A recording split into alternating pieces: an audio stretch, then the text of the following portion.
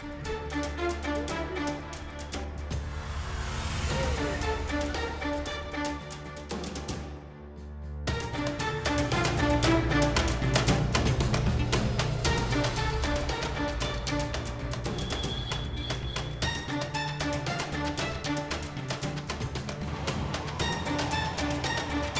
contigo de luz. পুৰা গৈছিলে ন পুৰা ডাঙৰ কাবা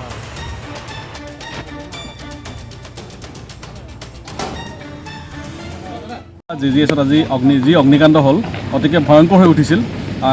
ইয়াৰ ফলত এজন ONGC বিষয়া কৰ্মচাৰীৰ মৃত্যু হৈছে বুলি আমি ইতিমধ্যে চৰকাৰীভাৱে নহয় বিভিন্নজনৰ ব্যক্তিৰ মুখে আমি অৱগত হৈছোঁ। গতিকে এইটো এটা দুৰ্ভাগ্যজনক ঘটনা বৰহলাবাসীৰ বাবে।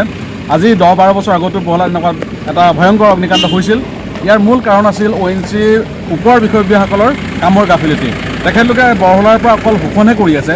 বৰহলা যেনেধৰণে আধুনিকৰণ কৰিব লাগিছিল জিজিএছটো উন্নতিকৰণ কৰিব লাগিছিল তেওঁলোকে উন্নতি নকৰাৰ ফলতে আজি এইটো অৱস্থা হ'বলৈ পাইছে।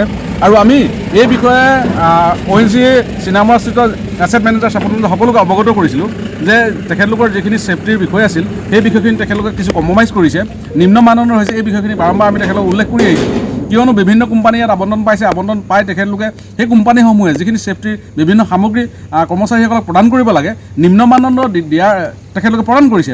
অনাগত দিনত যে এনেকুৱা এটা ঘটনা নহ'ব তাৰ কোনো মানে নাই।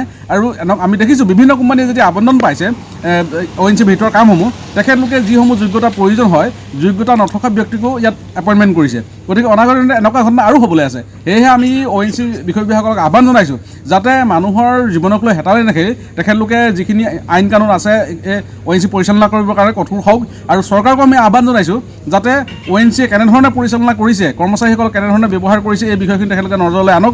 আৰু এনেকুৱা এটা দুৰ্ভাগ্যজনক ঘটনা যাতে বৰহলা অঞ্চলত পুনৰবাৰ নহয় তাৰ প্ৰতি আমি অসম জাতীয়তাবাদী যুৱ ছাত্ৰ পৰিষদ বৰহলা আঞ্চলিক সমিতিয়ে আহ্বান জনাইছোঁ। আৰু এই যি আমাৰ আজি যিসকল ইয়াত সাংবাদিক বন্ধু আহিছে বা আমি সংগঠনসকল আহিছোঁ, আমি তেখেতলোকৰ পৰা বিষয়সমূহ জানিব বিচাৰিছোঁ কেনেধৰণে এই ঘটনাটো হ'বলৈ পালে। কিন্তু তেখেতলোকে এই বিষয়খিনি সম্পূৰ্ণ মানে আঁতৰি গুচি গৈছে বা আমাৰ সাংবাদিক বন্ধুসকলক ভিতৰত সোমাবলৈ দিয়া নাই। এইটো ভাল বিষয় নহয়, কিয়নো গণতন্ত্ৰ হৈছে এটা নিৰপেক্ষ আমাৰ চতুৰ্থস্তম্ভ। তেখেতলোকক বিষয়টো জানিবলৈ দিব লাগে বা আমাৰ সংগঠনৰ বিষয়ববীয়াসকলক তেখেতলোকে জনাব লাগে যে ঘটনাটো কিয় হ'বলৈ পালে। তেতিয়া আমি জানিব পাৰিম যে কি ঘটনা হ'লে কেনেধৰণে আমি সাৱধানতা অৱলম্বন কৰিব লাগে। গতিকে আমি যিজন আমাৰ ইয়াত চৰকাৰীভাৱে বিষয়া চক্ৰৰ বিষয়া মহোদয় আহিছে বুলি কৈছে, আশা কৰিছোঁ ৰাইজক আৰু সাংবাদিক বন্ধুসকলক আমাক যাতে বিষয়টো অৱগত কৰে কিয় এটা ঘটনা হ'বলৈ পালে।